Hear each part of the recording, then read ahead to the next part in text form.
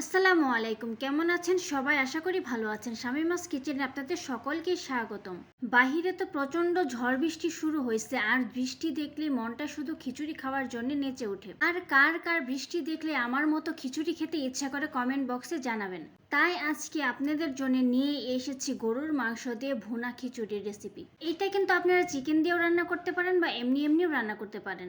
খিচুড়ি তো প্রায় আমরা সবাই রান্না করতে পারি, কিন্তু কিছু টিপস জানা না থাকার কারণে কিন্তু পারফেক্ট হয় না। আজ আমি সকল টিপস সহকারে খিচুড়ি রেসিপিটা শেয়ার করব। যারা একদম নিউলি ম্যারিড বা নতুন রাঁধুনি তাদের জন্য একটা উপকারী রেসিপি হতে চলেছে এটা।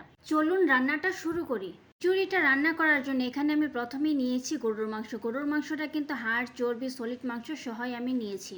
এরপর আমি এখানে 1 কাপ পোলাওয়ের চাল, যেটা চিনি গুঁড়ার চাল আছে সেটা নিয়েছি, মানে এখানে 250 গ্রাম পোলাওয়ের চাল আছে। হাফ কাপ বুটের ডাল এখানে আমি আধা ঘন্টা ভিজিয়ে রেখেছিলাম, তারপর এটা ধুয়ে পরিষ্কার করে নিয়েছি। হাফ কাপ মুসুরের ডাল এখানে আমি ভালোভাবে ধুয়ে পরিষ্কার করে নিয়েছি। কিছু পেঁয়াজ কুচি, কিছু তেজপাতা, দারচিনি, এলাচ এবং কয়েক টুকরো গোলমরিচ আমি নিয়েছি। 2টা আলু আমি কিউব করে নিয়েছি। কিছু গাজর এবং মটরশুঁটি নিয়েছি।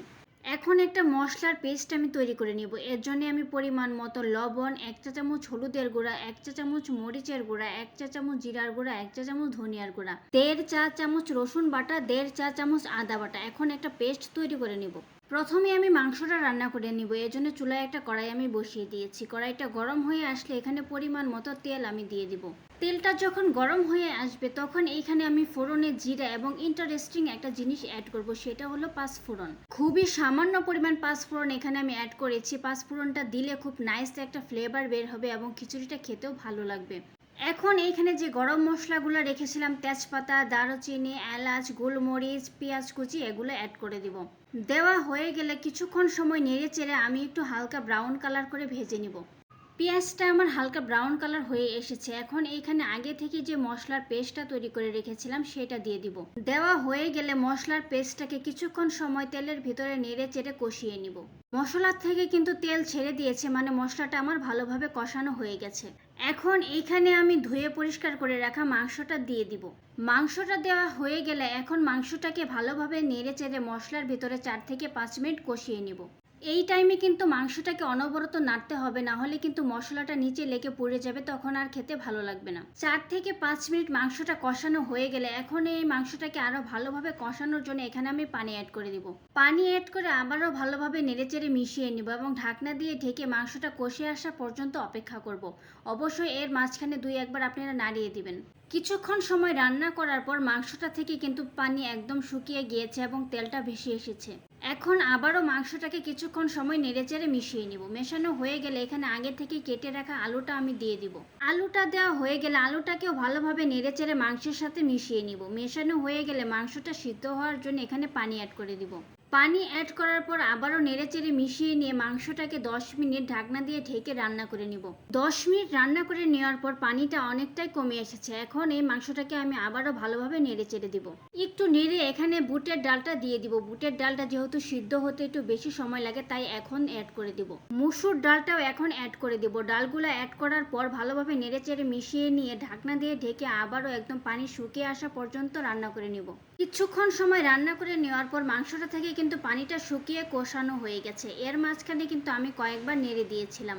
এখন এখানে কেটে রাখা গাজর এবং মটরশুঁটিটা আমি দিয়ে দিব। দেওয়া হয়ে গেলে মটরশুঁটি এবং গাজরটাকে নেড়েচেড়ে ভালোভাবে মিশিয়ে নিব। মিশিয়ে নেবার পর এখানে আগে থেকে যে চিনি গুঁড়া পোলাওয়ের চালটা আমি ধুয়ে রেখেছিলাম সেই চালটা এখানে অ্যাড করে দিব। চালটা অ্যাড করার পর চালটাকে ভালোভাবে নেড়েচেড়ে ভেজে নিতে হবে। এই টাইমে চালটাকে কিন্তু অনবরত নাড়তে হবে, না হলে কিন্তু নিচে লেগে যাবে। চালটা ভাজতে কিন্তু আমার 4 থেকে 5 মিনিট টাইম লেগেছে। এই টাইমে চালটাকে যত ভালোভাবে ভাজতে পারবেন খিচুড়িটা কিন্তু তত ঝরঝরে হবে। চাউলটা আমার ভাজা হয়ে গেছে। এখন এইখানে আমি গরম পানি অ্যাড করব। অবশ্যই কিন্তু গরম পানিটা অ্যাড করতে হবে। এখন আপনাদের সাথে এখানে একটা টিপস শেয়ার করছি।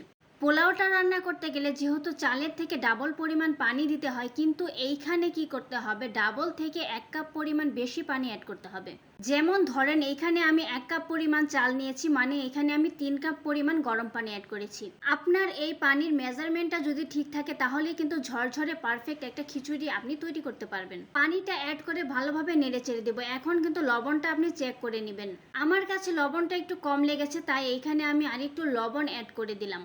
লবণটা অ্যাড করার পর ভালোভাবে নেড়েচেড়ে ঢাকনা দিয়ে ঢেকে চুলার আঁচটা হাই হিটে রেখে এটাকে পানিটা একটু শুকিয়ে আসা পর্যন্ত রান্না করে নিব।